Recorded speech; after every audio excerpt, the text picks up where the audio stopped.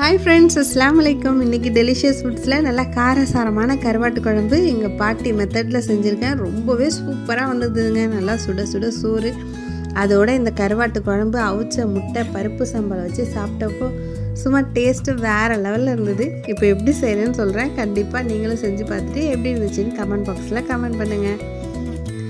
Medium ஃப்ளேமில் வச்சு கொல்லி கருவாடை நல்லா சுட்டுட்டு பிச்சு போட்டு தண்ணியில் ஊற வச்சு க்ளீன் பண்ணி வச்சுக்கோங்க. நெக்ஸ்ட்டு பாத்திரம் வச்சு எண்ணெய் ஊற்றி 1/2 ஸ்பூன் வெந்தயம், ஒரு கைப்பிடி நிறைய வெங்காயம் பூண்டு சேர்த்து நல்லா வதக்கிட்டு நம்ம க்ளீன் பண்ணி வச்சுருக்கிற கருவாடு, தக்காளி, குழம்புக்கு தேவையான அளவு உப்பு, 1 ஸ்பூன் மிளகாய்த்தூள் சேர்த்து நல்லா வதக்கிட்டு ஒரு லெமன் சைஸ் புளியை கரைச்சிட்டு அதோட 2 ஸ்பூன் மல்லித்தூள், 2 ஸ்பூன் மிளகாய்த்தூள், 1/2 ஸ்பூன் மஞ்சள்தூள், அது மட்டும் நான் வீடியோ எடுக்க மறந்துட்டேன். நீங்கள் அதே மாதிரி கரைச்சிட்டு கருவேப்பிலை போட்டு நல்லா கொதிக்க விட்டு இறக்குனா நம்மளோட சூப்பரான கருவாட்டு குழம்பு ரெடி.